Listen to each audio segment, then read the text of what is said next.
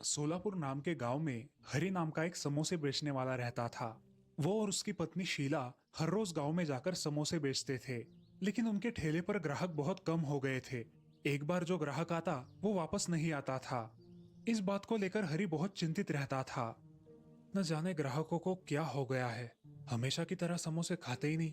समोसों की बिक्री कम हो गई है। क्या पता, मगर समोसे की बिक्री बहुत कम हो रही है। तुम्हारे हाथ के समोसे मुझे अच्छे नहीं लगते। ग्राहक क्या खाक खाएंगे। अजी ऐसा है तो आप बनाइए ना समोसे। आपको पता चल जाएगा कि कितनी मेहनत लगती है समोसे बनाने में। हाँ हाँ पता है। मैं क्या सोच रहा हूँ, हमारे गांव की एक सरला बहन है, उनके हाथों में बहुत स्वाद है। वो समोसे बनाएगी तो हमारे सारे समोसे बिक जाएंगे। मैं कल ही उनके गांव जाकर उन्हें लेकर आता हूँ। हमारा धंधा भी अच्छा चलेगा और कुछ कमाई भी हो जाएगी। हरि अब उस गांव में जाता है जहाँ सरला रहती थी। हरि सरला के घर गया। अरे आओ ना भैया, कैसे आना हुआ आपका? अरे कुछ काम था, इसीलिए इतनी दूर आया हूँ। क्या काम था भैया? बोलिए ना। सरला बहन, आप समोसे बहुत अच्छे बनाती हो और मेरा समोसे का ठेला है। मुझे वहाँ समोसे बनाने के लिए कोई चाहिए था। क्या आप आ सकती हो? मैं आपको बहुत अच्छे पैसे दूंगा। बात तो ठीक है भैया, आप जैसा कहते हो वैसा ही करेंगे। मेरे परिवार को भी थोड़ा सहारा मिल जाएगा। चलिए, तो आज शाम की गाड़ी से हम शहर चले जाएंगे। अब सरला हरि के साथ शहर आई। हरि ने सरला को हर सुबह 100 समोसे बनाने का काम बता दिया। अगली सुबह जल्दी उठकर सरला ने 100 समोसे बनाकर तैयार रखे। हर रोज की तरह हरि और शीला ठेले पर गए। उस दिन उनके सारे समोसे बिक गए। आमदनी बहुत अच्छी हुई। हरि ने अपने मुनाफे से आधा हिस्सा सरला बहन को दे दिया। सरला बहन, आज तो बहुत अच्छा मुनाफा हुआ। ये लीजिए, आधा मुनाफा आपका। धन्यवाद भैया। और हाँ बहन, कल हमें 200 समोसे लगेंगे। हमारे ग्राहक बढ़ रहे हैं। जी भैया, मैं कल सुबह ही बनाकर रख दूंगी। आप बस उसके लिए लगने वाला सामान ला देना। अगले दिन सरला 200 समोसे बनाकर तैयार रखती है। उस दिन भी हरि के सारे समोसे बिक जाते हैं। अब अगले दिन के लिए हरि सरला को 300 समोसे बनाने की ऑर्डर देता है। इस तरह हर रोज बहुत सारे समोसे बनाकर सरला हरि को देने लगी और हरि उन्हें अपने दुकान पर बेचकर बहुत कमाई कमाने लगा। ये सब देखकर शीला को बहुत जलन हो रही थी। एक दिन उसने हरि से कहा, अजी, आप उस सरलाई को कमाई का आधा हिस्सा देते हो। सामान हमारा, उसके लिए कितनी देर तक ठेले पे खड़े रहने की जिम्मेदारी हमारी, और उस सरला को सिर्फ घर पर बैठकर समोसे बनाने के लिए आप आधा हिस्सा देते हो। ये सही नहीं है।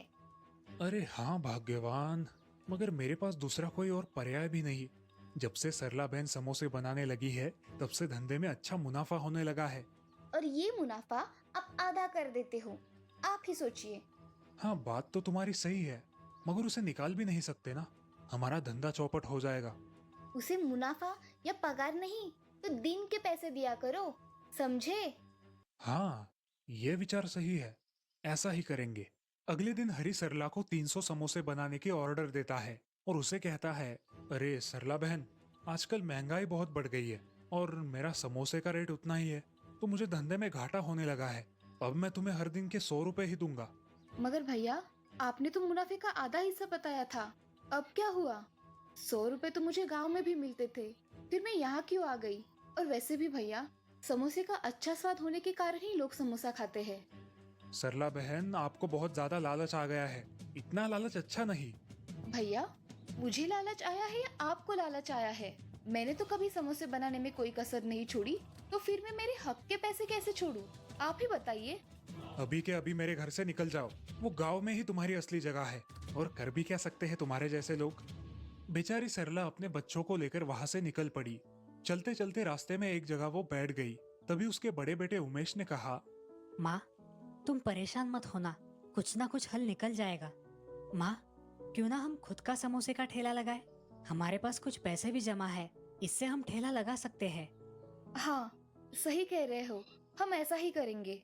अगले ही दिन सरला अपने बेटे की मदद से अपना खुद का ठेला लगाती है, वो भी गांव के बीचों बीच हरि के ठेले के बिल्कुल पास।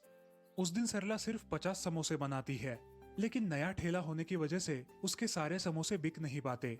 ये देखकर वो निराश हो जाती है। बेटा, हमें ये धंधा नहीं करना चाहिए था क्या? अरे माँ, आज पहला ही तो दिन था। एक ही दिन में कैसे पता चलेगा कि लोगों को समोसे पसंद आए या नहीं? हम कल फिर करके देखेंगे। अगले दिन सरला और उमेश फिर से 50 समोसे बनाते हैं और उन्हें बेचने अपने ठेले पर जाते हैं। उनके यहाँ एक ग्राहक आता है। कितने का दिया समोसा? सिर्फ 10 रुपए भैया।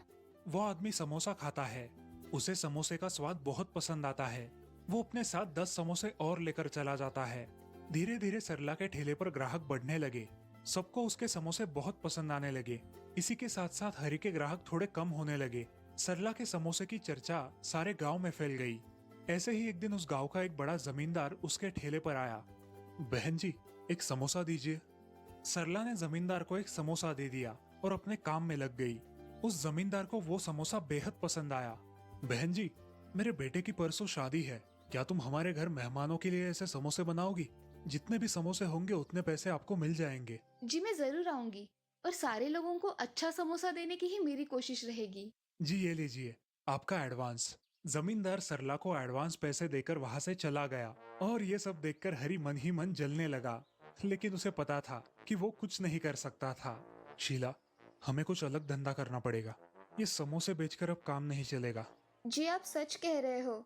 चलो अब दूसरा धंधा शुरू करते हैं। इस तरह शीला और हरि ने अपना बोरिया बिस्तर समेट लिया। उनकी लालच और झूठे व्यवहार के कारण उन्हें अपना धंधा खोना पड़ा। उधर सरला का समोसे बेचने का धंधा बहुत अच्छी तरह से चलने लगा। इस कहानी से हमें ये सीख मिलती है कि हमें अपनी जुबान पर कायम रहना चाहिए और किसी को भी धोखा नहीं देना चाहिए।